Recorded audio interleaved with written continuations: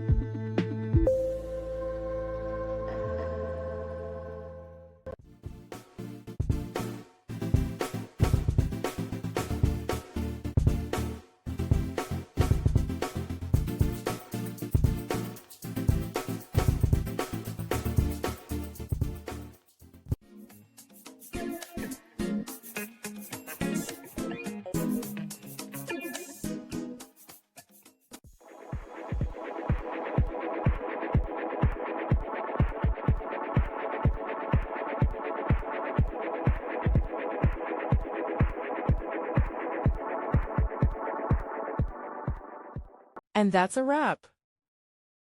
I hope you found the answer you were looking for. If you did, take a second to hit that subscribe button. It really helps out. And let me know in the comments which solution worked best for you.